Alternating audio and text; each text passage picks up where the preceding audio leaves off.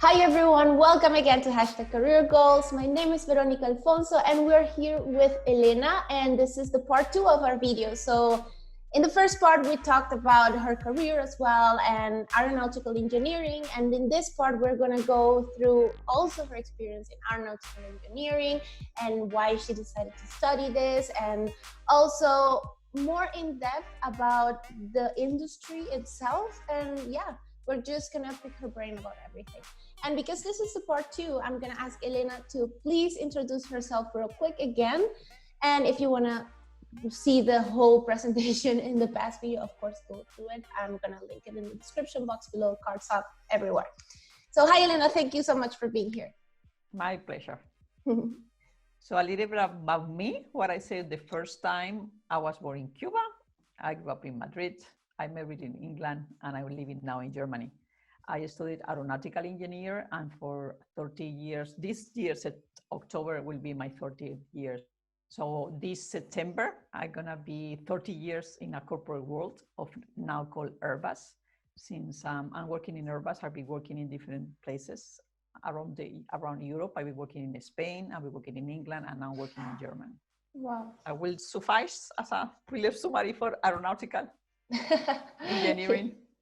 Yeah, sure. So tell us, why did you study aeronautical engineering? I think we didn't go through this question in the part 1, but I really want to know what was your why and why you just said, this is the perfect one. I'm just going to go for it. Perfect is a very constrained word. Okay. Nothing is perfect, okay? This is the nice one. This is the cool one. I'm interested in it.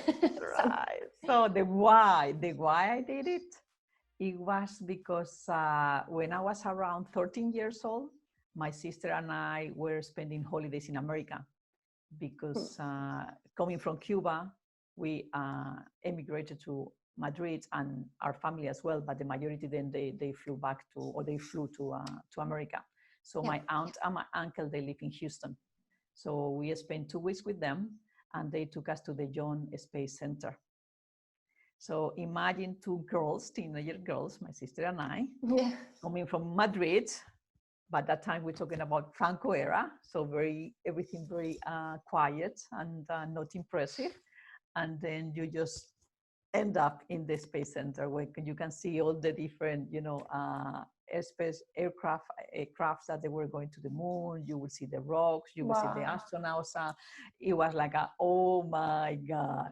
So when we came back, my sister was like, I'm gonna be an astronaut. I'm gonna be an astronaut. And she never dropped that. And my sister and I studied the whole time together. We have very common hobbies and ideas. And when we were designed to decide and say, well, what better than to keep studying together and become astronauts? But that time in Spain, there was nothing that you could become an astronaut. It was only in America that you can study about space. It was only in America. And my parents could not afford it to send us to America. And the only better option in Spain, it was the only one, Aeronautical University in Spain, that it was in Madrid. And that's what we did. Wow, that's really inspiring story. And so you and your sister are actually almost the same age, because if you had to study together?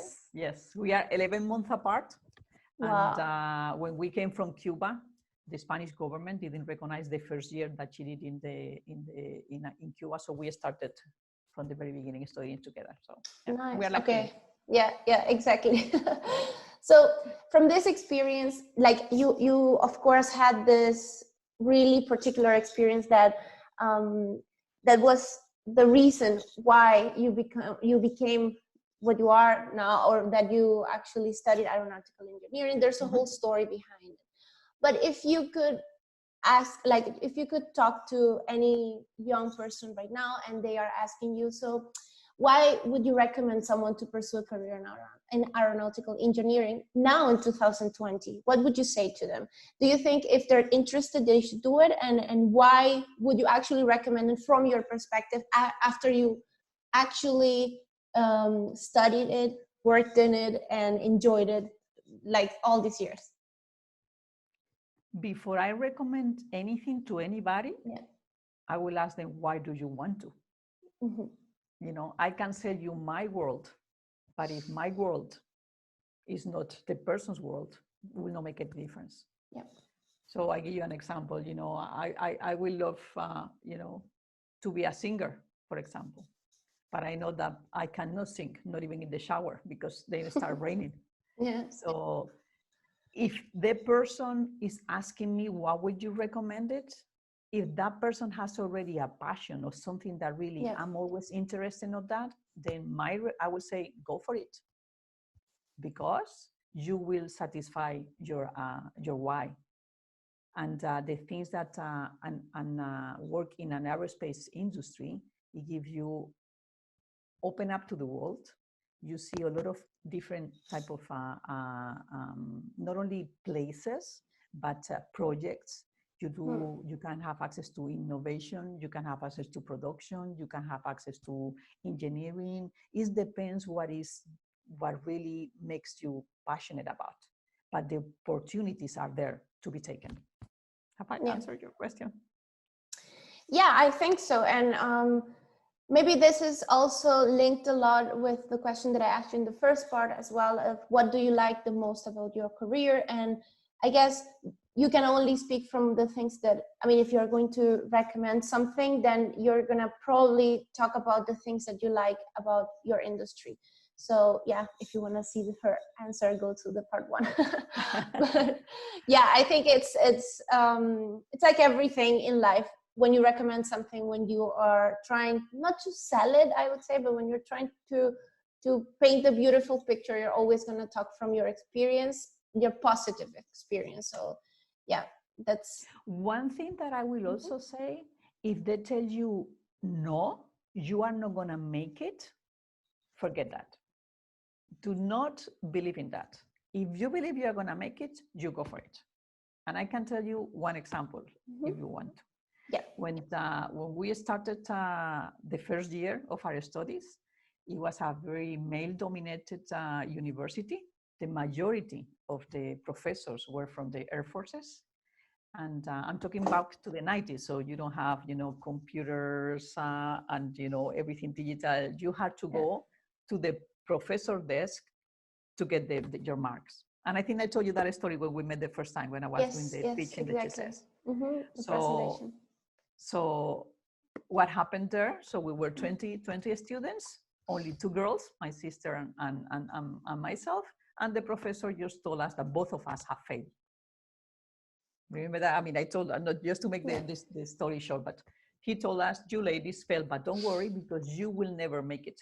You will never, even if you pass this subject, and even if you end up finishing your career, you will never see an aircraft. Wow. The maximum that you will probably do, you will be designing bras, for women. Wow, that's terrible. That was like, okay. Yeah. And probably I have seen more aircraft than he has seen in his whole life. Yeah. So if somebody tells you you are not gonna make it, do not hook on that. If you want to, you can. Well, definitely this is something that you have to consider. I mean, when someone is telling you that you can't, that you just have to probably go back to the why that we were talking before, and just remember that, and remember that you can believe in yourself. And what we also said in the part 1 about this story with your mom, her being your shield against all these negative comments or all these people telling you that you can't. You should or we should all always have someone that is supporting you and is actually encouraging you and telling you you can. And yeah, that's I mean, this is my opinion, I guess, and yours too, but like we talked in the part 1. Yeah, to have a mentor is very important. Yeah. I mean, mentor or somebody that you can rely on, and you can be truly open and share your fears and your concerns. Yeah, definitely. That's very important. So, Elena, I wanted to ask you again to recommend something, but since you first have to know the person, then let's maybe ask you this way. In the aeronautical engineering industry, what career paths do you see that are growing like more, or that I don't know, are maybe some paths that you can say, yeah, I would recommend, like in brackets, I would recommend you to go this way because I have been seeing positive things in the people that are joining this particular, like maybe, how do you say, like specialization, we say also in Spanish, but it's like a particular branch of aeronautical engineering. Which ones would you recommend, or would you say that are the most growing ones right now? I will not tell you a specific, because as I said, there are now so many different universities with so many different specializations, as you want to call them, that I cannot tell you specific. What I can tell you is what is happening right now, what I see in the world that I'm seeing right now. And now COVID-19 is very interesting now. COVID-19 changed the spectrum. So we were feeling very safe, thinking, okay, everybody's going to be flying. With COVID-19, we're still flying. So if we leave the COVID-19 on a side or on a little corner, definitely what you need is data analytics. So people with the capacity and the tools that really is able, with all the data that we are having right now, to make something out of it. And this is something that, for example, I know Airbus was looking for, and we were going to the universities to say, we are looking for this profile. And they said, we don't have that profile, and probably will take you 3 or 4 years until to get that profile. So now, right now, we are training people in data analytics. Because this is something that before didn't exist. Anything that is related with sustainability, anything. Because whatever we wanted to do, you leave the print of the CO2 in the world, anything that is related to innovation, anything that is related to automatization, anything that is related to put things together. Look, for example, last week, you see with the International Space Station, the coordination of the NASA and SpaceX. That was amazing, yeah. And how they actually innovated and did it differently. So yeah, I guess just, it's not a specific branch, but in any branch that from aeronautical engineering that you want to join, that you have to be innovative. You have to either also be working with sustainability as one example. Like this is helping the future of engineering, and is helping also it's shaping the future of many industries. So it's a way of also helping the world to be better, and specializing yourself in this, or maybe do some courses. Like also, what would you recommend? Like not every university is giving you special classes on this. So how can you learn these things? I'm not sure about I'm not sure if the universities don't do that. I can tell you the experience, for example, here with the TUM, the Technological University of Munich. That's the one that I know right now. Okay, so I don't know in America. I have not done any research, but in here they do a lot of interchange with companies, with Airbus. So we have, for example, in down south in Ottobrunn, in our headquarters in Ottobrunn, we have a dedicated building that is to do a internship with the TUM. So they are doing developing different projects in conjunction with the TUM.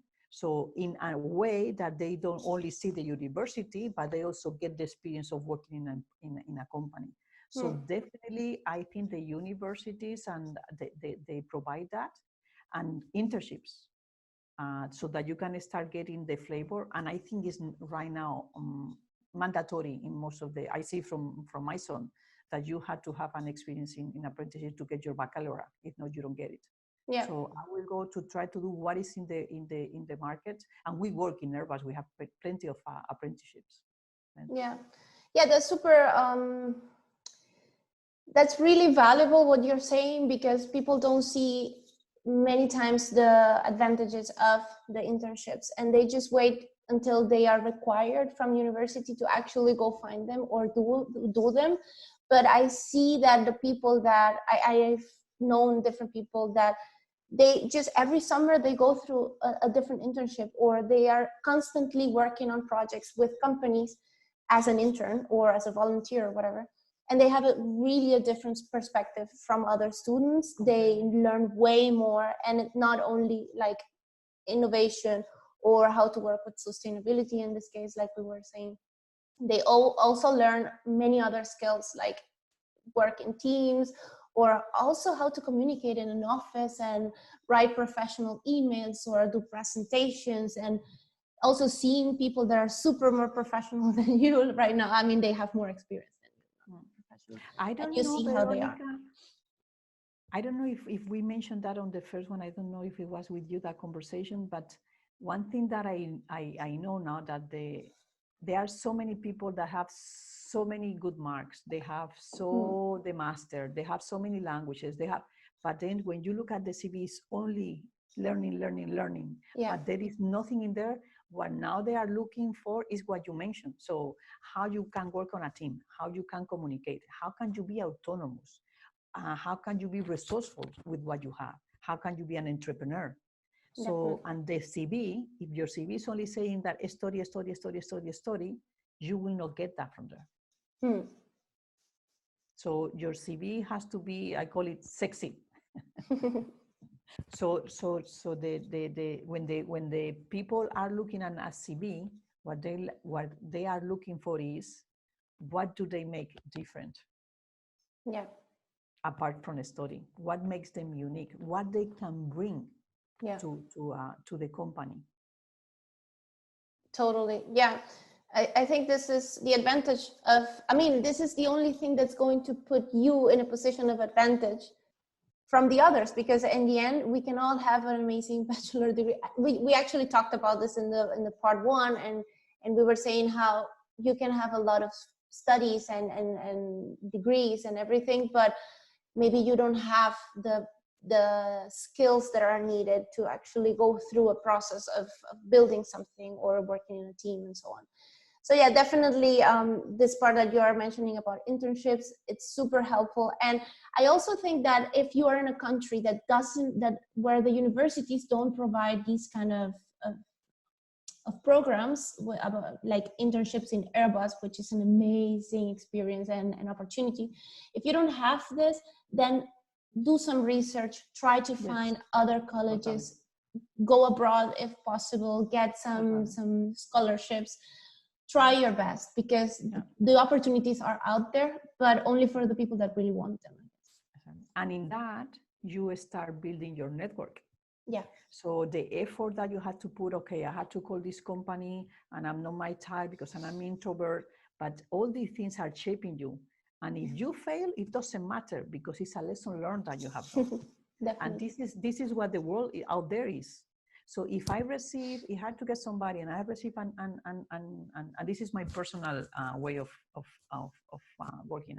If I receive a brilliant CV with the top marks, masters, you name it, but nothing in there that what different apart from the study this person has been doing, and then I got another one that is not so brilliant with marks and so on, but it says all the things that extra they have been doing, I most likely will take that person because I know it will be resourceful. I know he will know how to, or she will know how to work in a team, and I know that he or she will not have any problem to try things new. And this is what it's the work about. Definitely, yeah. And I actually want to go back to the part of innovation that we were mentioning before. And I was reading some comments in other videos that I saw from Aeronautical Engineering, because I was doing my research to interview you. And some people were saying that innovation nowadays, or some young people were saying, like, innovation nowadays is the key for you to feel that your work in aeronautical engineering is going to be fun, or that it's going to be enjoyable or interesting even. So I wanted to ask you, like, what do you think makes a project interesting in aeronautics, or in aeronautical engineering? A long one. Yeah. So is it true? Do you have to be in innovation all the time in a project that is innovating all the time, or this is really not true? I think this is very narrow, no? From my just listening to what you say, for me, this is very narrow. The thing is that in whatever job you are doing, you can innovate. So if you are calling innovation because you are in the top notch of something that it has been developed, like quantum or, like automation or robotics, this is totally innovation. But that's the technical definition of creating something new. Yeah, is innovation. But in many other projects, you also applied innovation in other type of skills. Or in the projects that I've been working, that it was different departments were doing innovation, and we were using what they have innovated in the project. And I think that my job was fantastic, and I've never been directly involved in innovation. Yeah. So you call innovation, that is, you are discovering something that is innovative and is going to change the way of working. Yeah. That's a call of innovation. And the other one is like really in your daily job, and when you are designing something, or when you have to upgrade something because it's becoming old, you have to be innovated in the way of working or in the way of designing, and then you apply it there. And it's not within the category of, the innovation department. Okay. But yeah, definitely you're always doing it. Definitely. If not, there are a lot of jobs that are also very, let's say, routine. You always do the same routine, but there are also people that like that. Yeah. So like that, you have, for example, what we call in our companies the experts, and they are experts in a specific point. So data link communication, and they love that. This is their passion. So for me, it will be totally boring, but for that person, it's amazing because it's the mastermind of that. So anytime that you have a doubt, we are having these problems, we are having this issue with this data link, with this expertise, is capable of doing that. So with the answer or with the question that you asked me, innovation for that guy, it will be total. So we will say, what a boring guy, but for him, it's an amazing. And you see what I'm trying to say? Yes, definitely. Yeah, this is, then the self-awareness comes in play there. Like, what kind of people are you? What kind of person are you? Are you the one that is more comfortable with dominating one subject and being the best at it for the rest of your life, and probably learning the few things new that are going to be added, but not really being innovative all the time?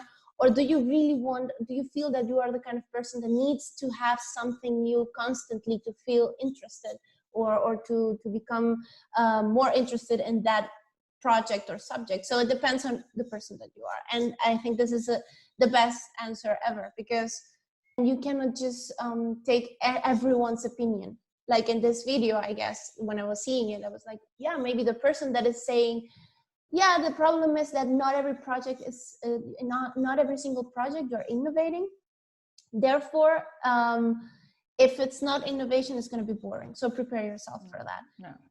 And I guess it depends on the person. Maybe this person doesn't really like the stress of innovating, because also with innovation, many things come along, and you have to be prepared for that. So yeah, I guess I like to say this is like the Cinderella shoe, huh? There is only one shoe for a Cinderella, and there are plenty of Cinderellas out there. You see what I'm trying to say? Yes, so yes. I'm not this type of person that go find categories. It's really whatever fits to you, then you make it happen. Great. Yeah.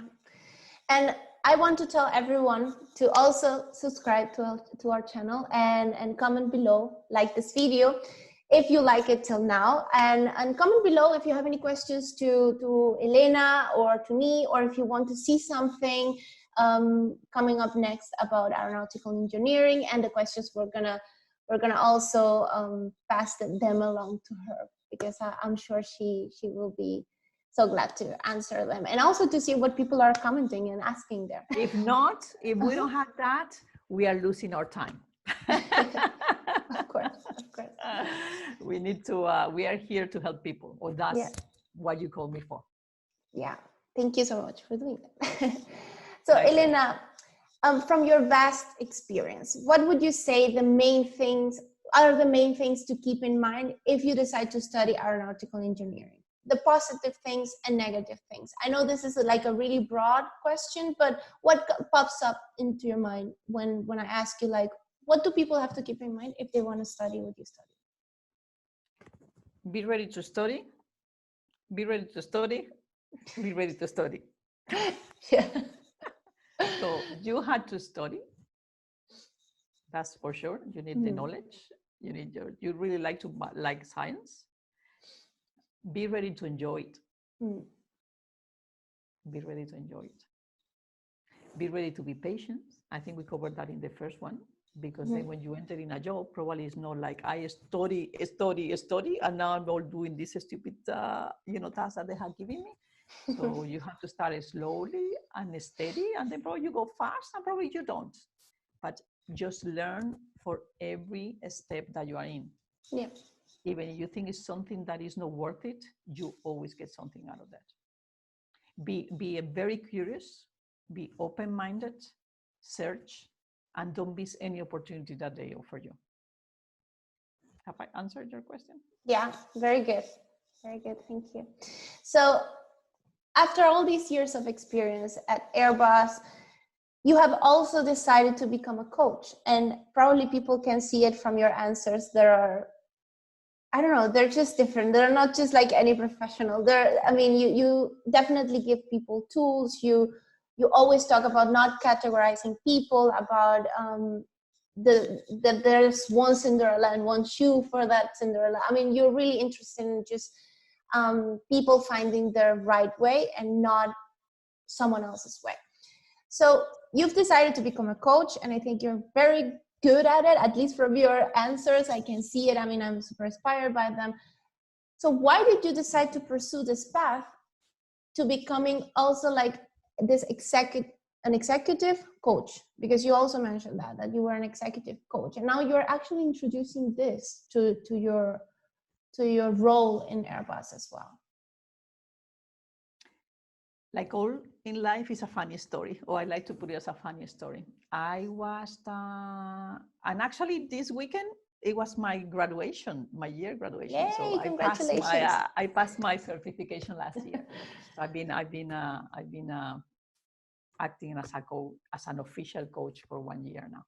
Wow. So why did I do it? Because I was not, let me put it in this way, I was touching ground. Even though I was professionally doing very well, there was a change in my, I had to change jobs because I had to change projects, and it was not what I was expected. It was not what I was promised. And then I start criticizing myself and the others because of that. I was in the moment like, this is not fair. Why me? If I just got a fantastic laudatory report saying that my last project was amazing, why me? Why I'm not now again the queen of the world? And I noticed myself that I was going in not a very nice way of seeing myself and seeing the others, and even the effect that it was having in my family. So I said I need help here. And but lucky enough, I was then selected for a project in Airbus for women, specifically for women, that it was through coaching. So we had group coachings and we had one-to-one coaching. And through the one-to-one coaching, that lady my sentence is, the most difficult thing is to be naked in front of yourself. And that lady making naked in front of myself. And I grew so much, and I saw the things from a different way, that I said, I remember that conversation like I'm talking to you right now. I remember I told her, if I can have the impact that you have on me to other people, I would love to do that. And then she told me, well, you have all the basics that you need to be a coach. So why don't you become one? And I say, okay, I like it. I will do it. Wow. Because my brain is an aeronautical brain. My heart, I'm passionate about people. And I think coaching is a beautiful tool to help people to take the best out of them. And that's what I decided to become a coach. That's a really great story, and I think it's the nice part about it, or the nicest part for me about it, is that you realized that after all those years of experience in aeronautical engineering, you also could take some other studies to become even a better manager, and a better guide for these people that were working with you. So it's always about, maybe you're not changing careers completely after so many years because you felt like it wasn't fulfilling anymore, not the aeronautical engineering part, but like the team that you were working in. You just found a solution for what you were feeling or what you were experiencing, and you got the resources to make it better. And sometimes people are like, am I really going to commit to this particular career for the rest of my life? But it's not going to be the same.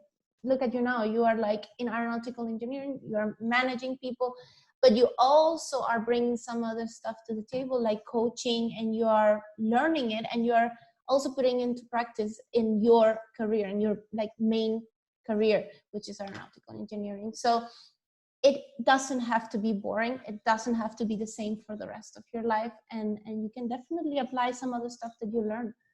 So I think it's amazing. Thank you. Thank you, Veronica. I believe, Veronica, life is a journey. Yeah.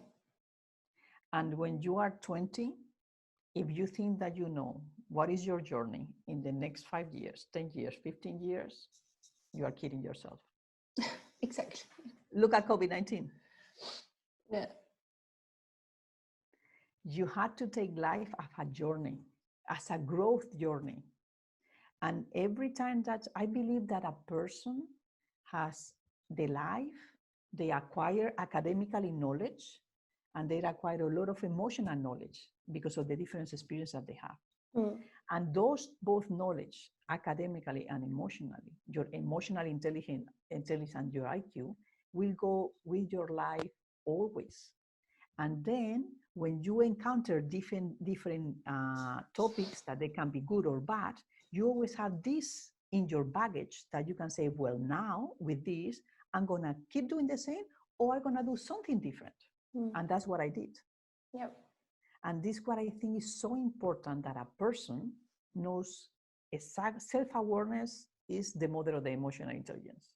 When you know what are your strengths, when you know what are your weaknesses, when you know what are your hopes, your interests. And I think we mentioned that in the first one, you know, when I told you how to do. So that will, then you just flow. If you go to life with the what is called in the positive intelligence, the powers of the sage, that is the explore, the navigate, the empathy, active. So, you know, being active. Will you approach life with these powers? Is completely different if you approach it from the life, I'm not going to move from here, or I'm afraid of that, or that everything is given to me, or the other ones I'm bad and I'm the best one. So completely different states of mind and completely different outcomes. Yeah, definitely. And this exercise that you're mentioning, for everyone to know, this was actually, we were talking about career exploration and how you can know what you're interested in, what you want to do. And she gave a really good exercise that you can do at home. And I just really recommend that you go check it out in the part 1 of the video that we're linking somewhere, I said. Yeah, so definitely go check it out, because I think it's really, really helpful from just doing it yourself.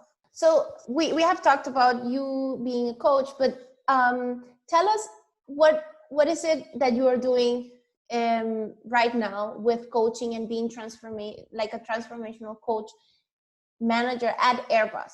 Like how can you apply this to your job every day? How are you applying?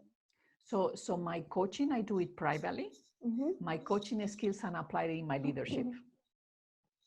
So I still have my technical job. It's a transformation job. It's for the product, the aircraft that we are working on, and we wanted to change, to improve it. You can call it innovative. So I'm using my coaching skills in order to lead the project. but I'm not doing coaching to the people at work. The coaching, I do it privately. And then I do also coaching to ladies in Airbus, because I want to unleash their potentials. That's right. Exactly. So this is what we were saying before. You studied coaching, you apply it to your job every day, but you're also doing it privately, and you're also helping women inside the organization. So it's never boring for you, that's for sure. No. So Elena, we started talking about why you wanted to become an aeronautical engineer. And now, to close the interview, I actually want to ask you, what is your advice, or what advice can you give to all the young people out there trying to figure out what the right career is for them? First, good luck. Because the variety that you have out there, I think, is daunting. It's daunting. And that's what I said, you don't have to be hard on yourself. If you think that I'm gonna be this right now, and then you enter it, and then you say, actually not, it is fine. You have not lost your time, you have tried. So my advice will be the exercise that I got you last time. If you don't, because there are people that really have it very clear. There are youth that they say, I know I want to be this. And there are so many other, and I have seen it with my kids that they have graduated last year and before last year. And there were so many saying, I go to a gap year, I go to a gap year, I go to a gap year.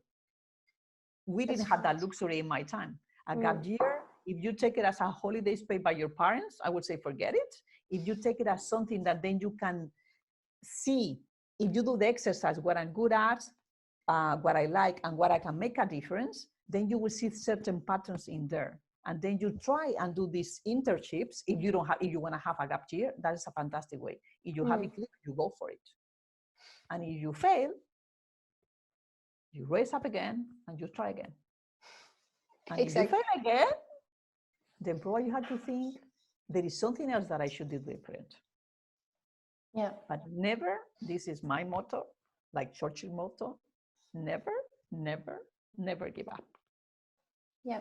And you don't have to be perfect. You only have to be great. And this is my sentence. You only have to be great with the resources that you have at a certain time. So go for it. Yeah. Exploring and realizing who you really want to be, and just by experience you can get that, because honestly no one can tell you what you are going to be good at. The only person that can do it is yourself. You were talking before about innovation. Innovation is try, fail, try, fail, try, fail. Yeah. Be innovative. Many times. Yeah. So Elena, where can people find you? Because probably many people are going to try to find you and they want to know your social media. So tell us about that. So because I'm getting old, I only do LinkedIn.